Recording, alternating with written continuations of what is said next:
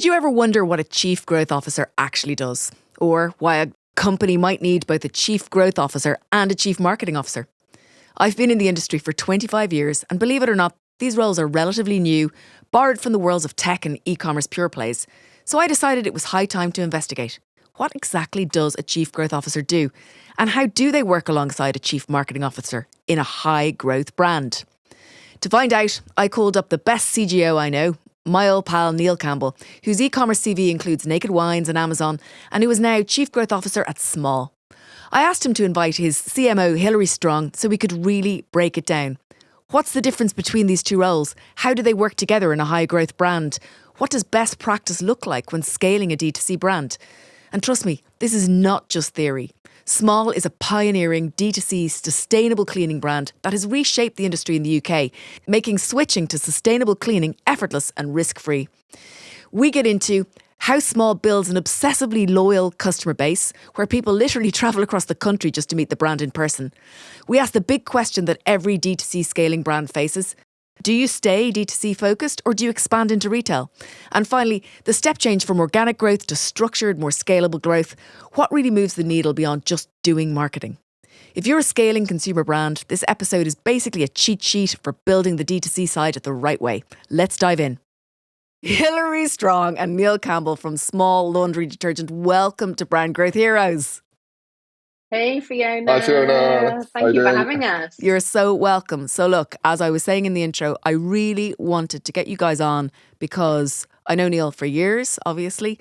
Smol is one of those brands that we all look at and think, wow, how are they doing that?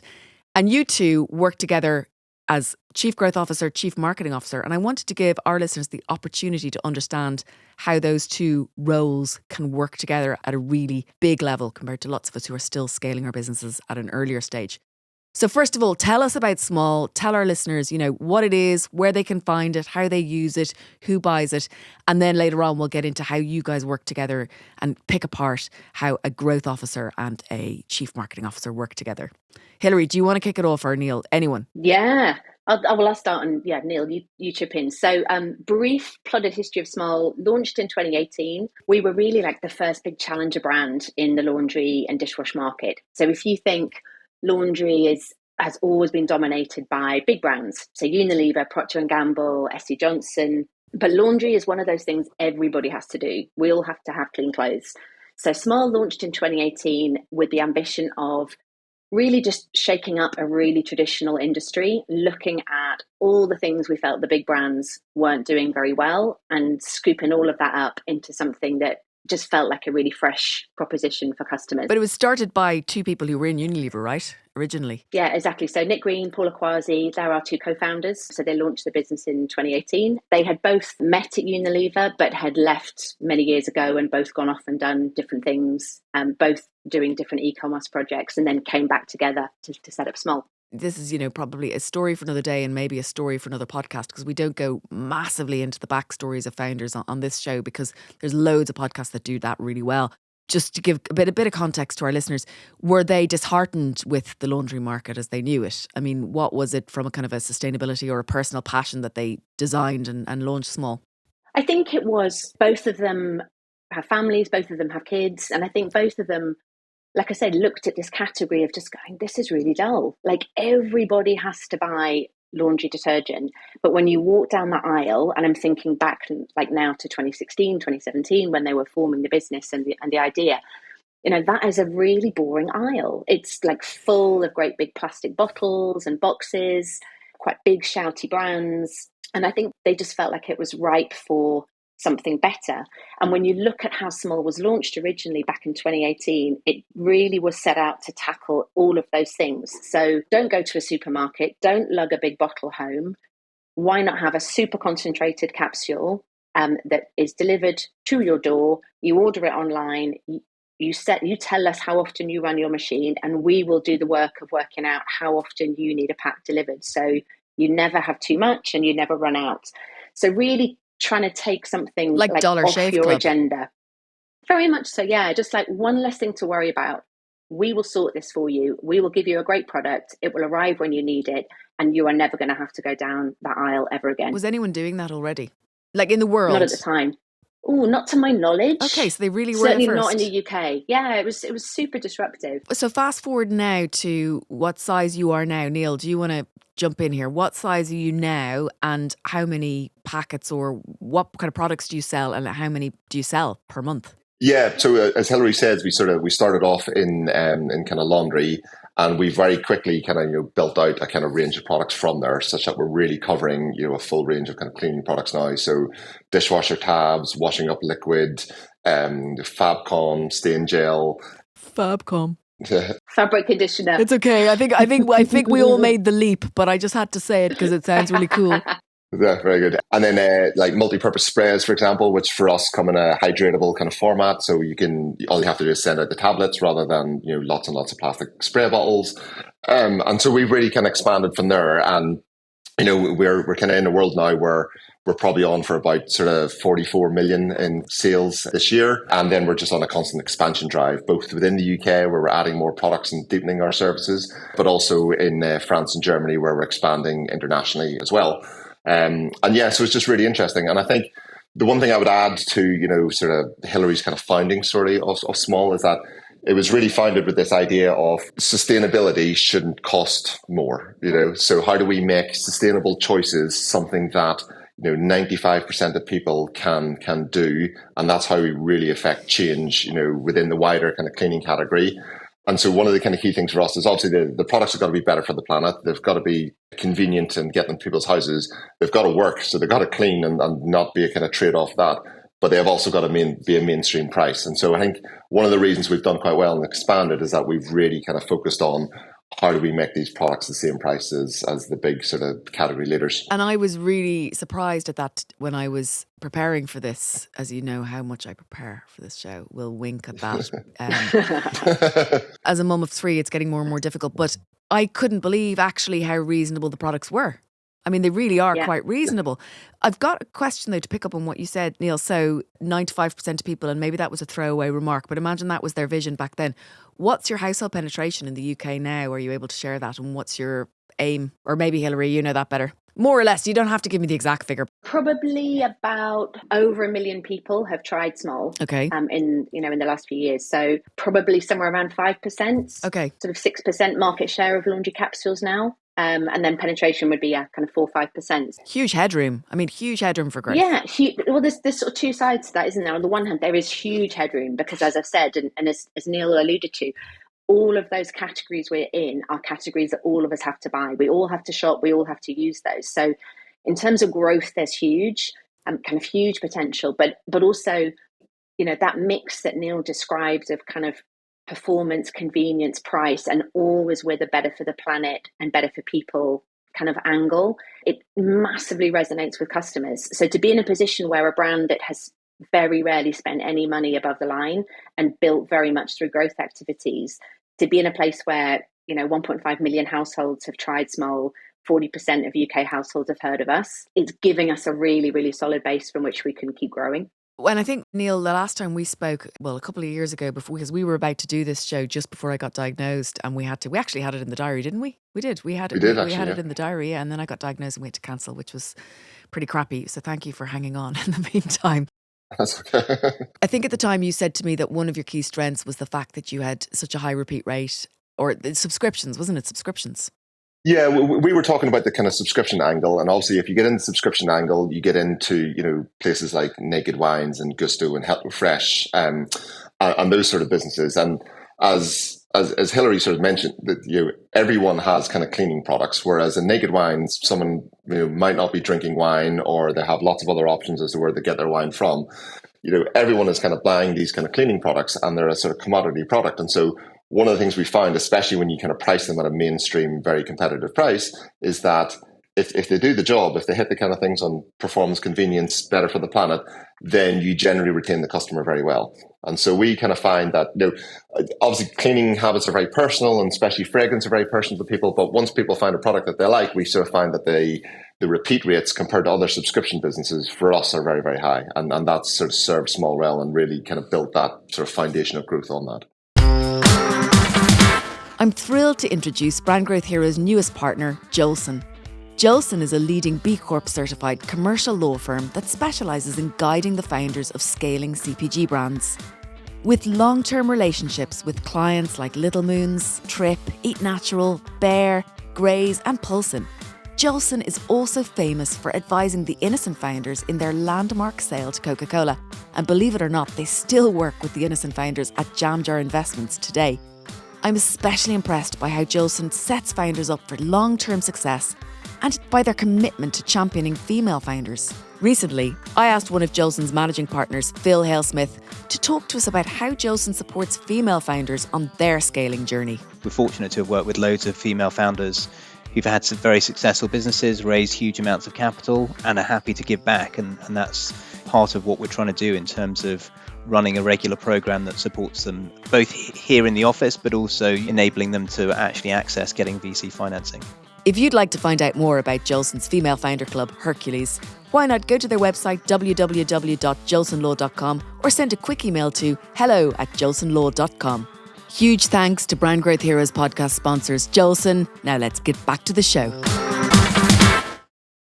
So talk to us about, imagine I am the target customer, right? And I haven't yet, started buying Smol. I still, lug it around in go to the supermarket and pick it up. How do you find out where I am? Which of you two finds out where I am? Or who defines who I am? And then how do you find me? And then how do you bring me on that journey from discovery through consideration trial, great experience, through repeat and I imagine advocacy? Who wants to start? Talk to me about that. In terms of defining who we think kind of our core audience is, that sits with me on the kind of the marketing side. So, and that's kind of rooted in, really solid consumer insight, so who's out there?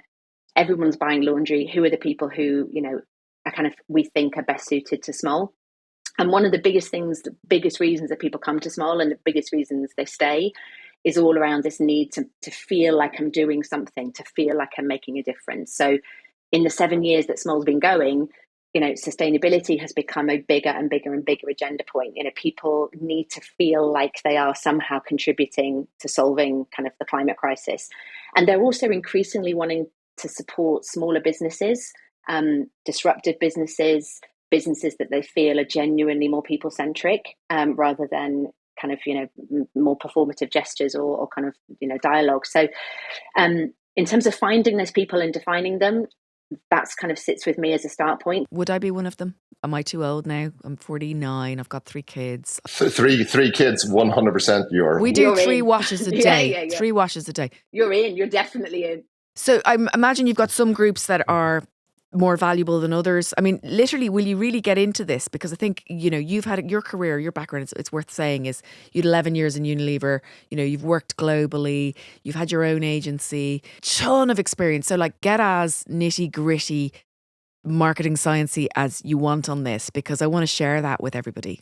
When you start saying marketing science, that's probably going to get more into Neil's work. But I mean, part of the reason we're here today is to talk about how the two of us complement each other. Yeah. And this for me is a really good example. So I will talk a lot to the whole team, and that's both Neil's team and my team, about who our target audience is and what do they need.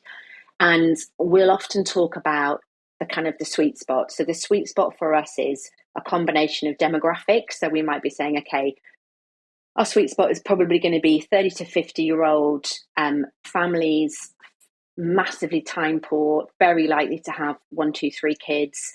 They could have young kids, they could have older kids, and we talk about, families for whom laundry, the laundry basket is never empty and household chores, a never ending hassle. Awful. So this sort of feeling of relentless mouse wheel. Yeah. And trying to stay on top of laundry and cleaning, and the dishwashers, it's always full, it's either waiting to go on or it's waiting to get unstacked. Yeah. And then what we'll do is also within my team is go out and be talking to those customers. So people who aren't customers yet of Smol, but consumers, and saying, what are you buying now? What do you need? How do you feel about life? What are the problems you've got? How do we solve them? And then we will feed all of that into Neil's team to then get into how do we better target those people. So that's where the kind of handover starts. Do you define which segments are kind of strategically more valuable to the business, or do you, Neil? Well, I would describe it as Hilary decides the kind of broad canvas of, what are the products that we're kind of doing, who are the customers that we're going after, what sort of language and emotional cues are going to resonate with them. Yeah. And, therefore, how should we kind of talk about this stuff? And that gives me what I would kind of call a kind of playground Okay. to kind of go and, and this playground's got fences. There's things I shouldn't do. And there's things that if I knock up against it, Hilary will tell me off for being, too price led or too offer led or something like that. But then within that, I will, go and, we create ads. We've got an amazing creative director, Matt, who kind of generates lots and lots of ads with his team. But I will go and take the process of, okay, let's put those ads and those themes and those kind of topics into Facebook, and let's find out which pays. And through processes, experimentation, and looking at the data, and really make sure do those ads really resonate on Facebook and TikTok, and how do you make them different on TikTok versus on Facebook? How do you make it different with our partnership kind of customers? And so I guess I would sort of say I add the detail, so Hilary really sort of sets the tone and the sort of, what's acceptable and where do we go and what products do we have to sell. And I sort of say, okay, well, how can I maximize that on a detailed basis and using data to kind of do that. So you colour inside the lines with the palette of colours that Hilary has given you, but you can decide what colour t-shirt the girl on the drawing is wearing. Exactly, and I'd argue she probably draws the lines as well. So yeah, I'm as a kid, I was definitely someone who stuck inside the lines, and that's why this kind of role suits me very well. From a kind of a objectives, role, the objectives with each of your roles, so as CMO and Chief Growth Officer, what are you objectivized on that is different from each other? So is like one brand awareness and one brand loyalty and one is sales. I mean, how does that work? With me and kind of my team, thinking a lot about awareness, consideration. What do people understand about Smol? So how many people know of us? Are they people who we want to know about us? And what do they think and believe and know about Smol? And that's so almost to kind of Neil's point and taking that analogy, am I creating the right playground? Great. And do I know that that's working? That's brilliant. So that's where all of my focus is on. And Neil, then what's your team KPI'd on? Yeah, so I almost have the easier task because mine is a lot more measurable, which is why I'm the sort of data guy and the kind of mathy guy. But we're really about customer lifetime value, and specifically, how does that customer lifetime value compare to what we pay for the customer? And so I have a lot more kind of numbers behind that. Does everything else waterfall down out of those? So are those the top two macro kind of objectives, and then all the rest are KPIs that lead to those? So, for example, like for acquisition, you've got the cost of advertising and the cost of whatever. And for lifetime value, it's whether they drop out or stay in and how much they buy when they're in. Is there anything bigger than the two of those? Are those the two biggest? Those are pretty much the two biggest, because if we get those right and they're right relative to each other, then everything else kind of works. Okay. But obviously underneath that, so for example, lifetime value, it is about how many subscriptions do they have, how much do they use those subscriptions, whether or not they retain, whether or not they refer other customers to us. So all things that we can manage. But everything ladders up into one of those two. Absolutely. That was really my thing, yeah. That's what I wanted to understand. And then similarly on the cost of acquisition, for example, so obviously there's the money that we give to Facebook or TikTok for the media spend, but then there's also how good is the offer that we're going to give, because if we have an amazing offer, we get loads of customers, but they all leave sort of 2 weeks later, then we've just wasted a lot of money, because what we really want is long-term mature customers and things like that. So I do a lot of designing of the offers and how do we kind of say that to them, and how do we balance that with brand stuff. So you guys have almost a purely D2C business, and that's an active decision, that you've made, and I'm sure you're asked to make it over and over again. Should we not have a big, let's look again this year at should we not have retail? And then 18 months later, let's look again. Should we focus on retail or should we focus on D2C? I'm imagining. 100%. We're pausing and just going, yes. Yeah, at the moment, you're still focusing on D2C. Why, and why not in both? Why not do both at the same time? Because you could. So why not do both? Yeah, it's an interesting one. So the reason why we focused on D2C to now is that it's been very successful for us, and we've grown very fast, and we've learned a lot about our customers. And the absolute beauty of a direct-to-consumer business is that you know everything that your customers do, and if you have any questions, you can ask them, and they give you amazing feedback. And we launch new products, and we get to see how they respond. So it takes a lot of the kind of guesswork out, which is really good. At the same time, and we are present in Sainsbury's at the minute, and we're kind of working on, okay, where do we kind of take this? Only on our laundry products. So, there's a lot more that we could do. In fact, only on our laundry capsules and not on the kind of wider laundry range. But the fact of the matter is that, when do people think about which laundry brand to buy? They think about it when they're standing in the laundry aisle at the supermarket. And so there's a thing that kind of goes actually from a branding perspective, so maybe there's not a direct link of retail straight into kind of growth in subscriptions. But from a branding perspective, there probably is of sort of saying, okay, you just have to be present where people are thinking about this stuff. And therefore, how do we make that work? At the same time, we're, as I say, we're very keenly priced. And we really want to, if someone subscribes to us, we really want to, reward that sort of loyalty. So you get into these like retail, what happens if, Sainsbury's discount and things like that. So yeah, it's a constant debate for us, but I think we're starting to sort of say, well, if the direct growth stuff is starting to, have less returns and not drive growth as much as we'd like, there's definitely a time in which we have to go big on retail because that's where people are thinking about this stuff. And it will actually help the direct business as well. But while D2C is growing as strongly as it is, then you focus 100% on that.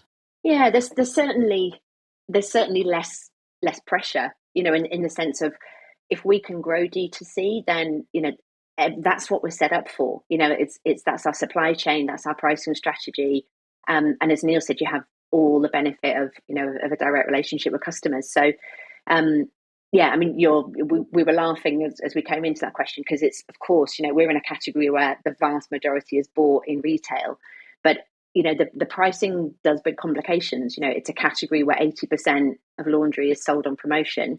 So, the big brands will sit at, 35p a capsule, but then drop down, and we have a really different approach to pricing. We want to have a sort of an everyday low price where customers know what they're paying and that will never change and we'll never mess around with it. So looking at how that fits into retail just creates challenges and questions, and so far we haven't had to answer them. There must be a great way, though, of like totally turning it on its head. When you're in the tourist office in a foreign country, right, in a local village, and you go into the tourist office and you're waiting in a queue, okay? There's this like a greetings card stand and there's all these vouchers, right? There's vouchers for things. So imagine you could come up with a trial product that had really high margin for Sainsbury's. Yeah. So like it's basically like, ridiculous margin for Sainsbury's. They definitely want to give it shelf space. Okay. And I go past and I'm going to pick up my Ariel tabs or whatever I'm going to pick up. But at the same time, I'm like, oh my God, look at that. That's like a trial product and it's only 80p. I don't realise Sainsbury's getting 60p. But then when I bring it home to try it and it's one wash, I get £5 off or 20 quid off my subscription. And it's a QR code. So you're getting into my house. Sainsbury's is doing fine. You're on shelf. I'm buying it. It's no skin off my nose because it's only £1. I mean, is that not a solution? These are all the kind of questions that we have. And how do you make that happen? And then I'll flip that as well and say, and how do you do something similar on TikTok Shop? Because TikTok Shop is also kind of huge. Okay. But it's an interesting insight because essentially what you're pointing out is the fact that Sainsbury's sell Amazon gift cards, despite the fact that Amazon sell half the stuff that's in a Sainsbury's, and it's that, why do they do that? Because it's ridiculously high margin for them, and it's a bit of a no-brainer. So if you're going to use that now, I do want a commission, okay? So if you use that idea, I do expect a little cut on that. TM. So imagine, this is going all the way looping back to that question that I didn't ask because I wanted to get in that bit about which channel you're focusing on. So imagine now, because we're here today to talk about how Chief Growth Officer and Chief Marketing Officer work together. I'm trying to build my team. I'm a 5 million quid business. I'm both retail and e-commerce, right? And I haven't really placed my bet in one or the other. Let's say I'm 60-40 or I'm 70-30. And I decide that I need a head of e-commerce or a head of growth. And I bring that person in. And at the moment, there's only a digital marketing manager, really, and probably someone who's quite junior in e-commerce sales. Yeah. And in marketing, I might have a head of marketing, but that head of marketing probably doesn't know a lot about e-commerce or performance marketing. Mm-hmm. Like, imagine you guys were at the beginning. What choices did you make to build your teams up, and which roles did you fill when, and what do those teams look like now, and how does everybody work together? Oh, there's loads of questions in there. I know, sorry. I could answer the question, or we could answer the question based on the truth in terms of how we developed. Do. Is this because, of Nick and Paula's kind of background was Unilever, was more from a brand place? We brought a CMO in first, and there were certain disciplines, for example, email, that originally sat under me. I think when Neil joined the business, what he brought was such a strong skill set that was very much not my skill set. So this is interesting. Before you joined Neil, so there was a pure marketing part to the business, yeah? So you were in charge of the kind of the marketing strategy part, Hilary, and the execution, I presume that. Yeah. What did Neil bring? So this is exactly the point that a lot of these brands listening are at. What did he bring that you guys almost didn't know you didn't know? What did he bring in? I think we knew we didn't know it, which is why we brought him in. I don't know though. I do not know what I don't know. So paint it out to me. What we were doing, I think, really well at that point was we knew what brand we had, we knew our positioning, we knew our target audience, we knew what kind of innovation and how to grow the brand through innovation. What we didn't have, and we had performance marketing people, we had kind of more execution going on. And a lot of that was being kind of led by Nick and by Paula. But what I think Neil brought was just way more experience, a stronger growth mindset. So, rather than, as he alluded to, I think earlier in our conversation, less necessarily about kind of performance marketing, but a much bigger point of view about growth. He had brought that experience from a ton of other businesses, across e-commerce. He brought discipline. He brought a maths brain. He brought absolute minutiae data detail that certainly is definitely not my kind of skill set. I can look at numbers, but I wouldn't necessarily know the question to ask about them and where to go with those numbers. So, I think we were at a stage in terms of our growth where we needed that level of experience and that level of seniority, and to come in and build out growth as a function for us as a business, which we didn't have at that time. We had some of the activities going on, but they weren't being led by an expert in growth. And that's what happened when Neil came. And this is really interesting because I am sure that when you guys were doing what you were doing really well, right? Otherwise you wouldn't have grown the business as far as you had. What size was the business when you came in, Neil? Oh, God, I can't remember. 20 million, 25 million. So around that, you'd done really well already. It wasn't like you weren't doing really well.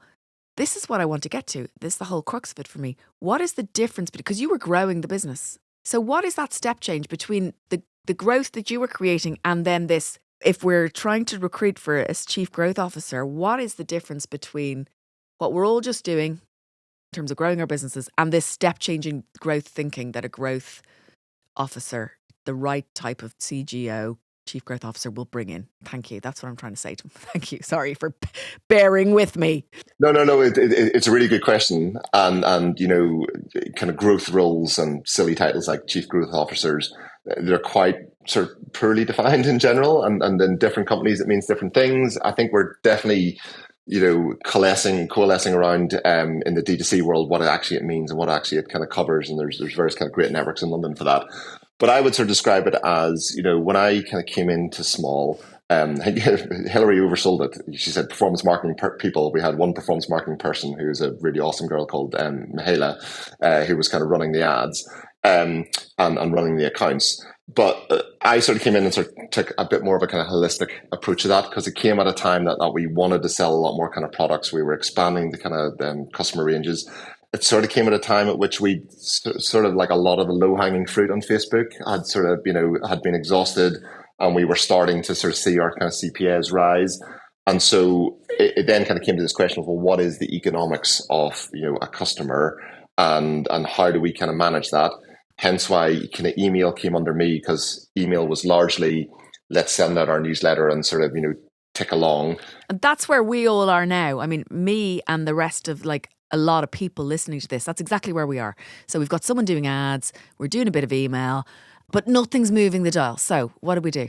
Tech email, for example, email sort of came under me. It became much more of a kind of wider engagement kind of thing. So not just us broadcasting out messages to customers. We sort of set ourselves a goal of kind of going, how do we be this sort of trusted advisor to kind of customers, and really think about, okay, when these things have happened, these are the kind of engagements that we should send, and mostly stuff that is therefore triggered by what a customer has done. So if they've just subscribed, what does that kind of flow look like?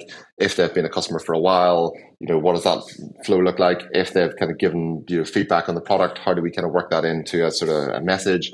Just overall becomes something that kind of goes, right, let's really set a goal for this. And one of the goals we obviously set for our engagement is, how can they refer customers, for example? And then within, within acquisition, for example, so within kind of performance marketing, which is a big chunk of our acquisition, it was really about bringing, I guess, some commercial thinking, a real experimentation kind of culture, and really underlying that with data. So, random example. We sold some, let's talk about actually, we had a kind of bundle product, which was all our kind of, things together. But to be honest, it wasn't very keenly priced. But the customers who came off it were absolutely amazing customers, because they join on like 5 subscriptions. Maybe they lose one, but then from that point forward, they had loads and loads of subscriptions. And so one of the things I sort of said was, okay, how do we push this? So how do we get the pricing of this product right, such that, it's going to attract more customers, but not so good that it attracts just bargain hunters? How do we track those customers who subscribe over time? How do we redesign this bundle to be, more products which we think we can sort of build ads around? That sort of experimentation and sort of slightly more kind of commercial thinking, all because we know that a customer who comes in and takes 4 subscriptions on day one has a higher lifetime value, therefore it can support a higher cost of acquisition.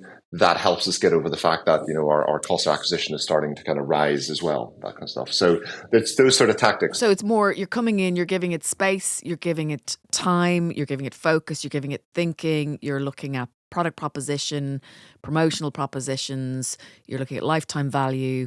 Who are we targeting? How are we targeting them? We're trying to engage them rather than just sell to them all the time. And we're Talk at them. we're not just sending out emails for the sake of sending out emails. It's this entire customer experience.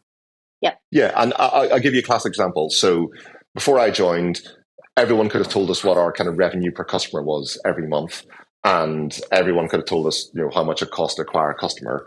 No one could have told me how much the revenue per customer was for a customer who joined on one of these bundles, so one of these starter pack bundles.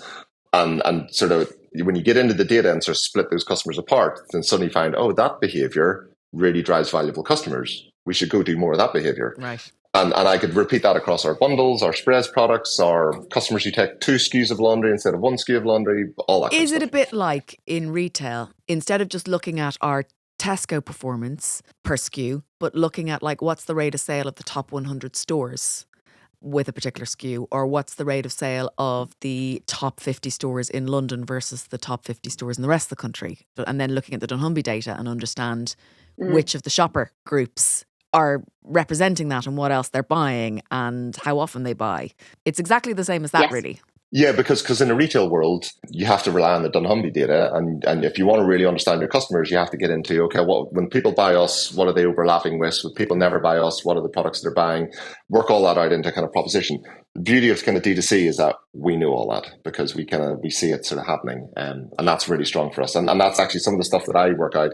We then feed back to obviously Hilary on the kind of brand side and sort of say, this is this insight that we should scratch and research and work out, and that falls into her camp to kind of do. So let's talk about that. How do you guys work? Like, what's the weekly or monthly cadence or quarterly cadence? How do the two teams, when do you come together? Which information do you share regularly and how? How do you work? So that, Hilary, you've got so much kind of consumer insight stuff and you're drawing out that canvas. What's the forum for all sharing this? In some ways, it's easy. You have to remember that we're still only 140 people, in total Smol. So we're kind of in touch all day.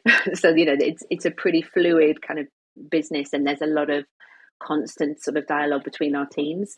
On a really practical level, Neil and I meet every single week. We'll spend some time together talking about what each of us is working on, asking questions about if there's something he's got going on that I want to know more about, or vice versa. We also our teams are working on projects together the whole time. So it's really not a question of Neil's team and my team, people in our teams are talking the whole time. And an example, 2 hours ago, one of my team, who's an innovation manager, Lucy, did a presentation to a chunk of my team, Neil's team, the creative team, about the dishwash market. So talking about latest trends, competitor activity. So there's a real kind of fluidity, in terms of sort of sharing of information.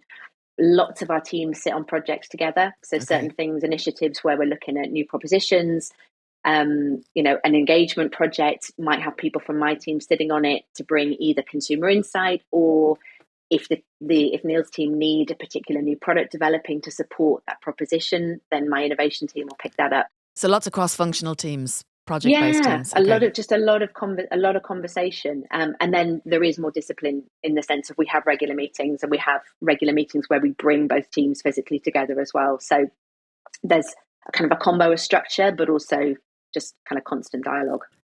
Before we started, we talked about the idea of lead users and outliers, and you had some lovely stories about how sometimes it isn't just about segmentation or segmenting groups of customers, but how actually you do look at and talk to just one customer. Tell us a little bit about that, Hilary, because I think that's really important in terms of this detailed touch. I think it's the joy, Neil's touched on it a couple of times. We've talked about the joy of being a direct-to-consumer business where you know your customers in a way that you never can, as a retail business. We also, a big value for Smol is about human kind of interaction. So, we might get 500 emails a day. Every single one of those emails is read by somebody in our team. We don't use chatbots. We don't use AI for that. We read an email and we write a response based on what the customer needs to know or needs help with. And so when you do that, also on Facebook, on organic, we've got our own kind of community managers who are reading comments, both on paid ads, organic ads. We're running community groups. And when you do all of those activities, you start to get to know individuals. We know who some of our top contributors are on social.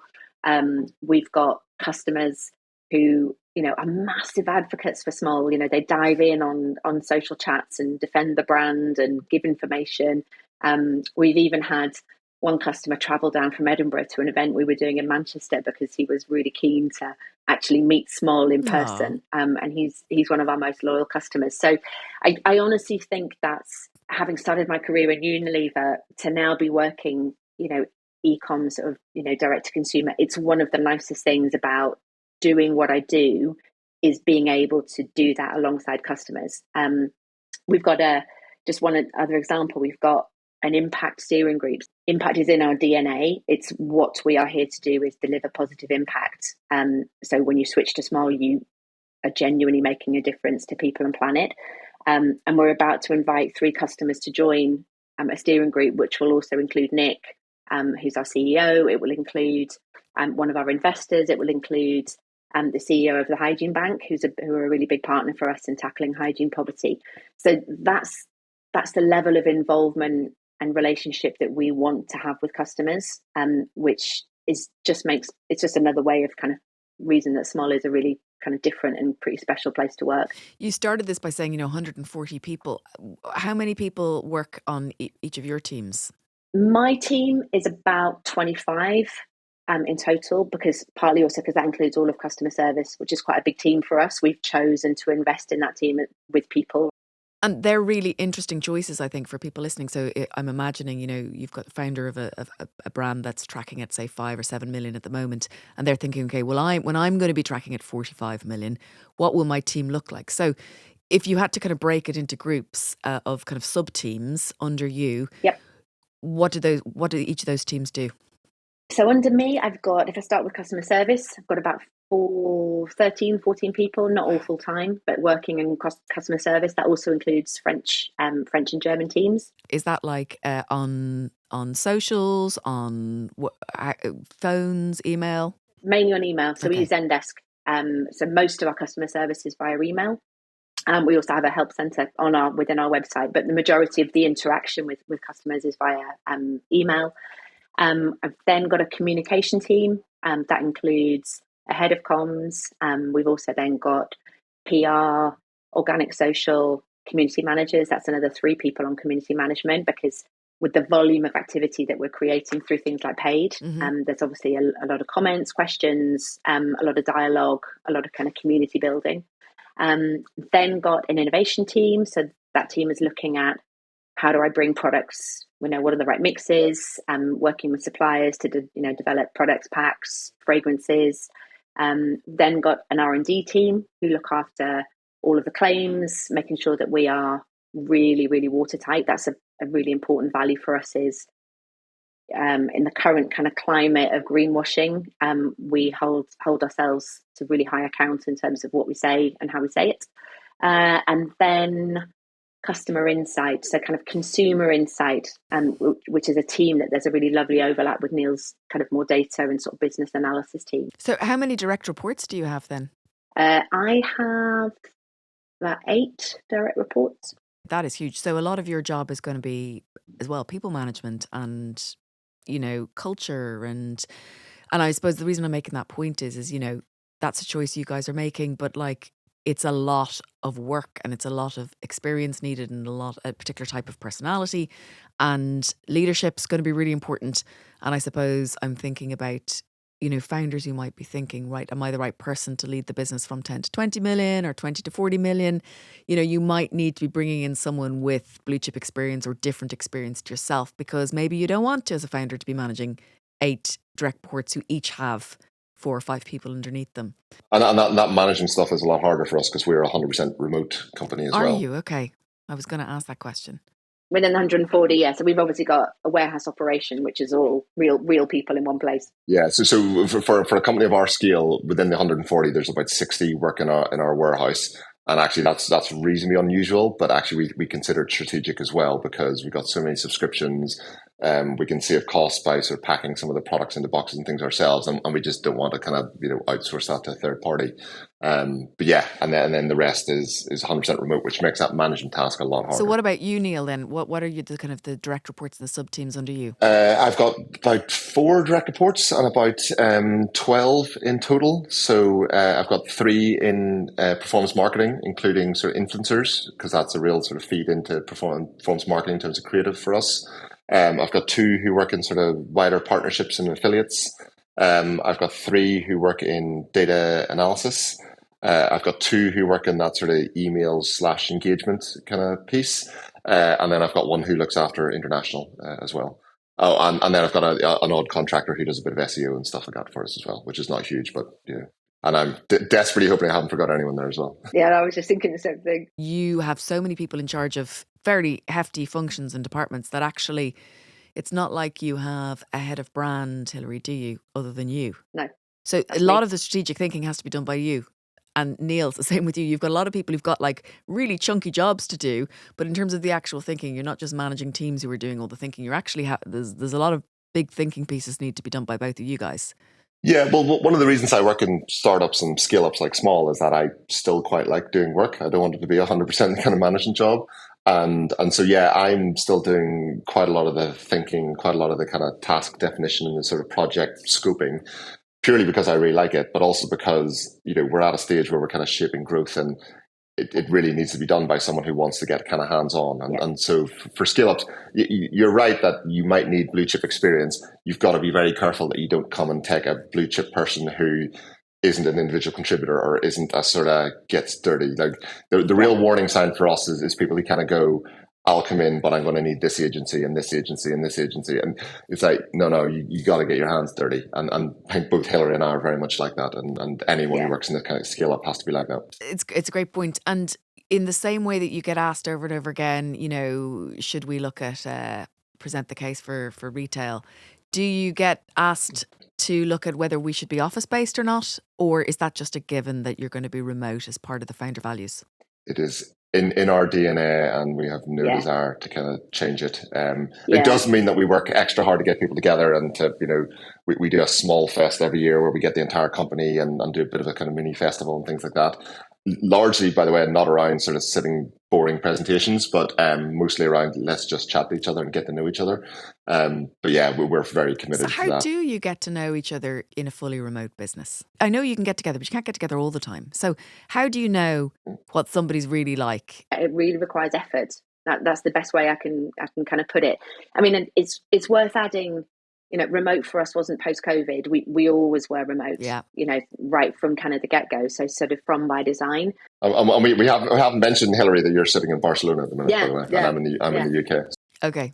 Something now when I'm recruiting people, I'd spend actually quite a lot of the recruitment talking to them about how do you feel about remote? Because it's really, it's very common for someone to say, yeah, I love that. I love the idea of the flexibility, but you need to take people on who understand what working remotely means and sign up to that. And it requires all of us to work. So not just me as a manager or as a leader, taking the time to get to know my team and checking in fairly frequently.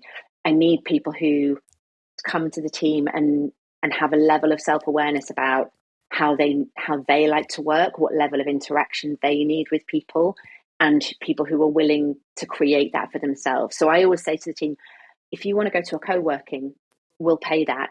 If you want to come into London and meet up and work with Neil's team, we'll sort that. But only you know how you need to work and what level of contact you need with people, and you have to be responsible for making that happen. So it requires work from all of us. You have to be really mindful of it. It's amazing because I've worked in remote situations a lot in my life, a lot earlier than COVID, because I was working internationally with Chobani and things like that. But I would still go to the office in Amsterdam 2 days a week. And so I can't imagine, well, then I suppose I work remote with lots of clients and I know that I get to know them really well. But I just can't imagine an entire team doing it. So, but it obviously works incredibly well. So it's great. There is also a lot of interaction. We're a lot of time on Slack. We're in meetings and phone calls most of the day together. Okay. And the team will, but as I just said, we encourage them to create the working way that they need to. So, I've got people in my team who once a week will go down to the warehouse and work there for the day. We have office space there that they can use. We've got at least once a week, different people will work from the same co-working together. Sometimes that'll even be outside of London, where we've got people who work together or kind of are close to each other in the Midlands. So there is a lot of kind of contact in different forms, both physical and, in real life, but also kind of day to day. Okay. Thank you both so much for all of this. It's really, really insightful and really valuable.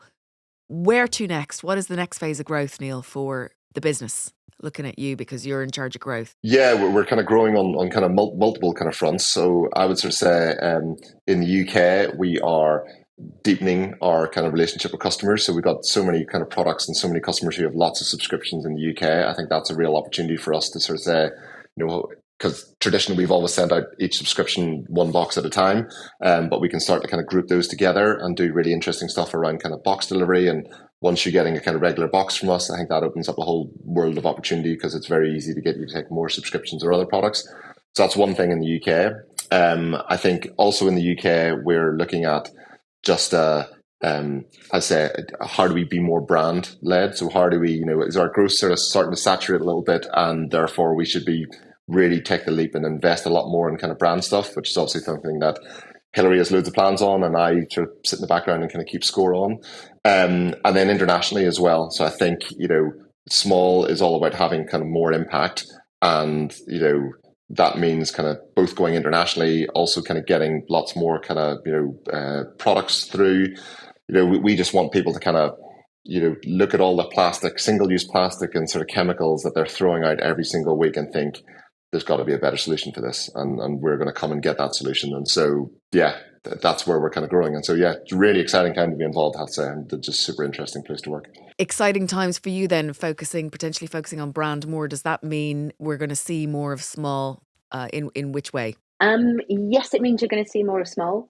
It's going to be kind of, I think like loads and loads and loads of sort of, startups and scale ups, that balance between investing in brand building and kind of the day to day of kind of acquisition and performance marketing is something that Neil and I talk about, the whole time. So, as Neil said, one of the things we need to do in the next year or two is start investing more in brand, which will have a really different set of metrics. It'll be much more about, are we building the brand that will continue to fuel growth for the next 5 or 10 years, not just in the UK, but in France and Germany. So yes, you'll see more of Smol. It will be later this year. and I can't tell you which channels yet. That's okay. Partly because we haven't finished writing the media plan. Listen, thank you both so much. I really appreciate you both coming on today, and I'm sure loads of listeners will be far clearer on how Chief Marketing Officer and Chief Growth Officer work together. Indeed, what you actually do as a Chief Growth Officer and how it makes a difference. And the best of luck to Smol in the next part of your growth. I know it must be a really exciting time. You're doing so well, and I'm sure there's a massive big P&G or Unilever out there who's going to try and snap you up, and you'll have to say no because we're doing fine. They're already copying our packaging and our sort of product formats and things like that, so they might as well buy the company Exactly, as well. exactly. All right, have a gorgeous Thank you so day much and a for great having week. us, Fiona. Thank Great you so to chat. much. Thank you. Bye. Cheers. Right on. Bye. Cheers, Joanna. Bye. Well, we rarely get to hear that level of strategic detail from such seasoned brand leaders. So a huge thank you to Hilary and to Neil for sharing all of that. We covered the real secrets behind D2C growth, I suppose, from how marketing and growth teams need to work together to why Smol is doubling down on its direct relationship with customers. And we also got an inside look into how data and insight-driven decisions help turn occasional buyers into diehard brand fans.